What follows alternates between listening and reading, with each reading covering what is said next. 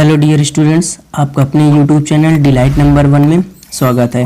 आज हम इस वीडियो में कक्षा 10 यानी class 10th Hindi new syllabus Hindi गद्य के विकास से संबंधित बहुविकल्पी यानी MCQs प्रश्न 50 क्वेश्चंस पार्ट 2 में हम करेंगे। तो आइए हम लोग अपने प्रश्न की ओर चलेंगे, मगर उससे पहले जो भी इस चैनल पे नए हैं वो चैनल को सब्सक्राइब कर बेल आइकन प्रेस कर दें, और जिन्होंने इस चैनल को सब्सक्राइब किया है वो इस वीडियो को अपने दोस्तों तक शेयर ज़रूर करें और ज़्यादा से ज़्यादा लोगों तक शेयर करें, ताकि आपका 2025 बोर्ड एग्ज़ाम हिंदी का अच्छा और शुभ और अच्छे अंक से प्राप्त हो।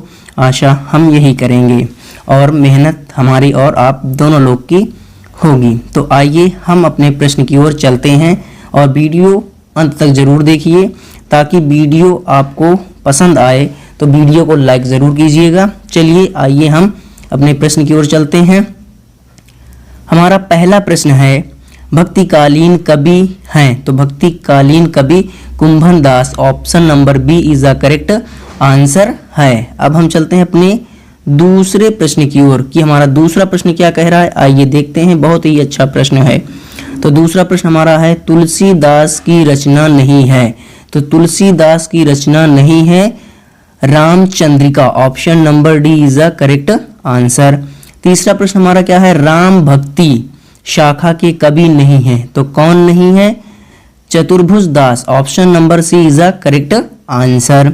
अब हम चलते हैं अपने चौथे प्रश्न की ओर। बहुत ही इंपॉर्टेंट प्रश्न है, ये सारे ही प्रश्न बहुत ही वेरी इंपॉर्टेंट 2025 एग्जाम दृष्टिकोण से हैं। तो आइए हम अपने चौथे प्रश्न की ओर चलते हैं। हमारा चौथा प्रश्न क्या कह रहा है, आइए देखते हैं। चौथा प्रश्न हमारा कह रहा है, आला खंड का दूसरा नाम क्या है। दूसरा नाम है Parmal Raso, option number B is the correct answer, option number B is the correct answer. हमारा पांचवा प्रश्न क्या कह रहा है, पांचवा प्रश्न कह रहा है, आदिकाल का ग्रंथ नहीं है, तो आदिकाल का ग्रंथ नहीं है, कौन सा नहीं है, Padmavat, option number D is the correct answer. बाकी ये सारे आदिकाल के ग्रंथ हैं, सिर्फ पद्मावत को छोड़कर। अब हम चलते हैं अपने छठवें प्रश्न की ओर। छठवां प्रश्न हमारा क्या कह रहा है, आइए देखते हैं, बहुत ही प्यारा प्रश्न है। कृष्ण भक्ति शाखा के कवि नहीं है, तो कौन नहीं है, नाभादास जी नहीं है, option number D is the correct answer. सातवां प्रश्न हमारा क्या कह रहा है, कह रहा है हिंदी साहित्य को आदिकाल के लिए सिद्ध सामंत काल नाम दिया है, तो किसने दिया है, राहुल संस्कृत्यायन ने, तो option number A is the correct answer. अब हम चलते हैं अपने आठवें प्रश्न की ओर। आइए हम आठवां प्रश्न देखते हैं। हमारा आठवां प्रश्न कह रहा है वीर गाथा काल की प्रमुख विशेषता है, तो कौन सी प्रमुख विशेषता है, युद्धों का सजीव चित्रण, युद्धों का सजीव चित्रण, option number C is the correct answer. ये बहुत ही इंपॉर्टेंट प्रश्न है सारे। अब हम चलते हैं नौवें प्रश्न की ओर। नौवां प्रश्न हमारा क्या कह रहा है, नौवां प्रश्न कह रहा है, निम्नलिखित में कौन प्रेमाश्रायी शाखा के कवि नहीं है, तो कौन नहीं है, सूरदास जी नहीं है, option number B is the correct answer. अब हम चलते हैं अपने 10वें प्रश्न की ओर। आइए देखते हैं 10वां प्रश्न। और वीडियो पसंद आती हो तो वीडियो को लाइक ज़रूर करिए, अंत तक बने रहिए इस वीडियो में, ताकि आपके 20 नंबर यहीं से आपको मिल सकें बोर्ड एग्जाम में। तो ये इंपॉर्टेंट है आपके बोर्ड एग्जाम के दृष्टिकोण से। 10वां प्रश्न हमारा कह रहा है, सुखमान रासो के रचयिता हैं, सुखमान रासो के रचयिता हैं, तो कौन है, Thalapathy Vijay, option number B is the correct answer.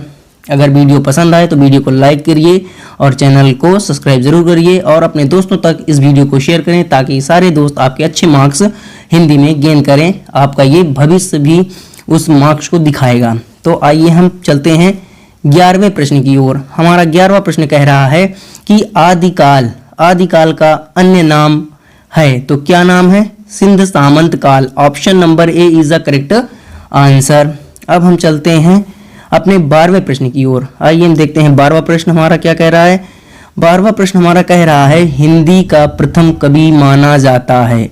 12वां प्रश्न क्या, हिंदी का प्रथम कवि माना जाता है, तो कौन माना जाता है हिंदी का प्रथम कवि, option number D Sarahpa. Option number D is the correct answer, Sarahpa. अब हम चलते हैं अपने 13वें प्रश्न की ओर। आइए देखते हैं हम 13वां प्रश्न। हमारा 13वां प्रश्न कह रहा है कि अष्टछाप कवियों का संबंध है भक्ति काल की कृष्ण भक्ति शाखा से। Option number C is the correct answer. अब हम देखते हैं अपने 14वें प्रश्न की ओर। कह रहा है कि श्रृंगार और वात्सल्य रस के अमर कवि हैं, तो कौन है? Surdas ji. Option number C is the correct answer. अब हम चलते हैं अपने 15वें प्रश्न की ओर। 15वां प्रश्न हमारा क्या कह रहा है, आइए देखते हैं। 15वां प्रश्न हमारा कह रहा है सूर सागर के वर्ण विषय का आधार है, तो कौन सा है? Shrimad Bhagavad Gita. Option number A is the correct answer. हमारा 16वां प्रश्न कह रहा है, क्या कह रहा है? मुकरिया रचना है। मुकरिया रचना है किसका है? अमीर खुसरो की। Option number C is the correct answer. अब हम चलते हैं अपने 17वें प्रश्न की ओर। आइए देखते हैं हमारा 17वां प्रश्न क्या कह रहा है। बहुत ही इंपॉर्टेंट है ये सारे प्रश्न, तो आप इस वीडियो में बने जरूर रहिएगा। 17वां प्रश्न हमारा कह रहा है सूफी काव्यधारा के कवि हैं, तो कौन है? Jayasi. Option number C is the correct answer. हमारा 18वां प्रश्न कह रहा है पृथ्वीराज रासो का रचना काल है, यानी यहाँ पे का शब्द गलत दिया है, यहाँ पे देना चाहिए कि। पृथ्वीराज रासो की रचना काल है, तो कौन है? वीर गाथा काल। Option number A is the correct answer. अब हम चलते हैं अपने 19वें प्रश्न की ओर। 19वां प्रश्न हमारा क्या कह रहा है, आइए देखते हैं। 19वां प्रश्न हमारा कह रहा है, 19वां प्रश्न है हिंदी का प्रथम महाकाव्य माना जाता है। Option number C Prithviraj Raso को। Option number C is the correct answer. 20वां प्रश्न हमारा कह रहा है क्या भूलूं क्या याद करूं नीड़ का निर्माण फिर किस लेखक की रचना है, तो ये option number B Harivansh Rai Bachchan is the correct answer. अब हम चलते हैं 21वें प्रश्न की ओर। हमारा 21वां प्रश्न क्या कह रहा है, आइए देखते हैं। 21वां प्रश्न कह रहा है नासिकेतोपाख्यान के लेखक हैं, तो कौन है? Sadal Mishra. Option number D is the correct answer. हमारा 22वां प्रश्न क्या कह रहा है कला और संस्कृति के लेखक हैं, तो कौन है? Vasudev Sharan Agrawal. Option number D is the correct answer, Vasudev Sharan Agrawal. 23वां प्रश्न हमारा क्या कह रहा है, आइए देखते हैं। 23वां प्रश्न हमारा बहुत ही इंपॉर्टेंट है। ये कह रहा है निम्नलिखित में से कौन प्रसिद्ध आलोचक हैं, तो कौन है? आचार्य रामचंद्र शुक्ल एक आलोचक प्रसिद्ध हैं, तो option number C is the correct answer. 24वां प्रश्न हमारा कह रहा है खड़ी बोली की प्रथम गद्य रचना मानी जाती है, तो कौन मानी जाती है? गोरा बादल की कथा। Option number C is the correct answer. आइए हम 25वें प्रश्न की ओर चलते हैं। अपने 25वां प्रश्न हमारा क्या कह रहा है, आइए देखते हैं। कह रहा है पृथ्वी पुत्र किस विधा की रचना है, तो निबंध विधा की रचना है। Option number A is the correct answer. 26वां प्रश्न हमारा क्या कह रहा है कल्पलता निबंध का संग्रह है, कौन सा किसका है संग्रह? हजारी प्रसाद द्विवेदी का। Option number D is the correct answer. 27वां प्रश्न आइए देखते हैं हमारा क्या है। 27वां प्रश्न हमारा कह रहा है उसने कहा था किस विधा की रचना है, तो किस विधा की रचना है? कहानी विधा की रचना है। Option number C is the correct answer. 28वां प्रश्न क्या कह रहा है, आइए देखते हैं। 28वां प्रश्न कह रहा है आधुनिक साहित्य की सबसे लोकप्रिय विधा है, तो कौन सी है? कहानी। Option number B is the correct answer. अब हम चलते हैं 29वें प्रश्न की ओर। आइए 29वां प्रश्न हम देखते हैं। 29वां प्रश्न हमारा कह रहा है अपना अपना भाग्य कहानी के लेखक हैं, तो कौन है? इनका है Jainendra Kumar. Option number A is the correct answer. 30वां प्रश्न हमारा कह रहा है 30वां प्रश्न हमारा कह रहा है मधुआ कहानी के रचनाकार हैं। मधुआ कहानी के रचनाकार हैं, तो कौन है? Jaishankar Prasad. Option number B is the correct answer. अब हम चलते हैं अपने 31वें प्रश्न की ओर। हमारा 31वां प्रश्न क्या कह रहा है, आइए देखते हैं। 31वां प्रश्न हमारा कह रहा है रानी केतकी की कहानी के लेखक हैं, तो कौन है? Insha Allah Khan. Option number A is the correct answer. हमारा 32वां प्रश्न क्या कह रहा है, आइए देखते हैं। कह रहा है छाया उत्तर काल की पत्रिका है, तो कौन है, Kadambini. Option number C is the correct answer. अब हम चलते हैं 33वें प्रश्न की ओर। हमारा 33वां प्रश्न क्या कह रहा है, आइए देखते हैं। 33वां प्रश्न हमारा कह रहा है तिब्बत यात्रा के लेखक हैं, तो कौन है, Rahul Sankrityayan. Option number C is the correct answer. हमारा 34वां प्रश्न कह रहा है सरस्वती पत्रिका का प्रकाशन काल है, तो कौन सा काल है, 19वीं ईस्वी है। Option number C is the correct answer. अब हम चलते हैं अपने 35वें प्रश्न की ओर। हमारा 35वां प्रश्न क्या कह रहा है, आइए देखते हैं। हमारा 35वां प्रश्न कह रहा है कौन सा युग हिंदी गद्य के उत्कर्ष का सूर्य उदय काल है, तो कौन है, भारतेंदु युग। Option number C is the correct answer. हमारा 36वां प्रश्न क्या कह रहा है, सन्नाटा के लेखक हैं Ram Vriksh Benipuri. Option number C is the correct answer. हमारा 37वां प्रश्न क्या कह रहा है, आइए देखते हैं। 37वां प्रश्न हमारा कह रहा है कि गोदान की विधा है, कौन सी विधा है, उपन्यास विधा है। Option number B is the correct answer. Video पसंद आए तो वीडियो को जरूर लाइक करिए। हमारा 38वां प्रश्न है कि हिंदी का प्रथम उपन्यास माना जाता है, तो किसे माना जाता है, परीक्षा गुरु को। Option number B is the correct answer. हमारा 39वां प्रश्न कह रहा है कि तपोभूमि रचना किस विधा की है। 39वां प्रश्न हमारा कह रहा है तपोभूमि रचना किस विधा की है, तो आइए देखते हैं किस विधा की रचना है, उपन्यास विधा की रचना है। Option number B is the correct answer. 40वां प्रश्न हमारा क्या कह रहा है, आइए देखते हैं। 40वां प्रश्न हमारा क्या कह रहा है, 40वां प्रश्न कह रहा है विष्णु प्रभाकर की रचना है, तो कौन है, आवारा मसीहा।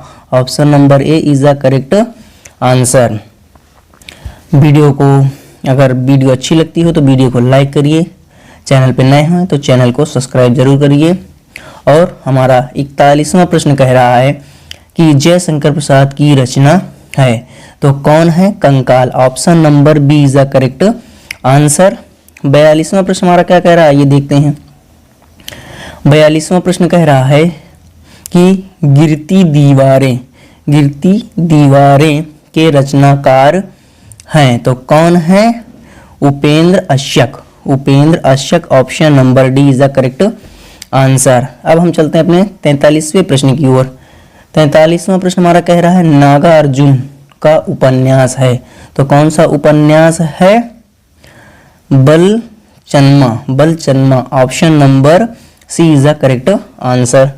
44वां प्रश्न हमारा कह रहा है कि दीपदान एकांकी के लेखक का नाम है, तो क्या है, doctor Ram Kumar Verma. Option number A is the correct answer. परीक्षा के दृष्टि से ये सारे ही क्वेश्चंस वेरी वेरी इंपॉर्टेंट हैं। आपको 20 नंबर यहीं से प्राप्त हो सकते हैं अगर आप मन लगा के तैयारी करेंगे तब। तो आइए हम अपने 45वें प्रश्न की ओर चलते हैं। हमारा 45वां प्रश्न कह रहा है भोर का तारा एकांकी के रचनाकार हैं, तो कौन है, Jagdish Chandra Mathur. Option number C is the correct answer. 46वां प्रश्न हमारा कह रहा है नए मेहमान एकांकी के रचनाकार हैं, तो कौन है, Uday Shankar Bhatt. Option number A is the correct answer. अब हम चलते हैं अपने 47वें प्रश्न की ओर। हमारा 47वां प्रश्न क्या कह रहा है, आइए देखते हैं। 47वां प्रश्न कह रहा है भारत दुर्दशा है, तो क्या है, एकांकी। Option number C is the correct answer. 48वां प्रश्न हमारा कह रहा है एकांकी का संबंध है, तो एकांकी का संबंध जो होता है वो उपन्यास। ऑप्शन नंबर सी से उपन्यास से होता है एकांकी का संबंध। अब हम चलते हैं 49वें प्रश्न की ओर। आइए देखते हैं 49वां प्रश्न हमारा क्या कह रहा है।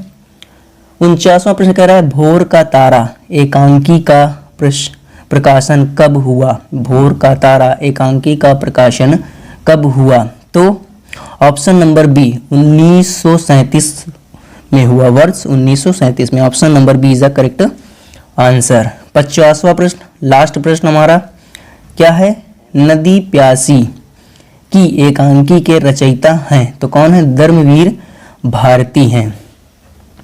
आशा करते हैं ये वीडियो आपको बहुत ही अच्छी लगी होगी और अपने दोस्तों तक जरूर शेयर करिए और उनका भी अच्छा मार्क्स आए ताकि ये भविष्य में आपको रिजल्ट भी दिखे। तो वीडियो को लाइक करिए, चैनल को सब्सक्राइब करिए। Thanks for watching. धन्यवाद। जय हिंद, जय भारत।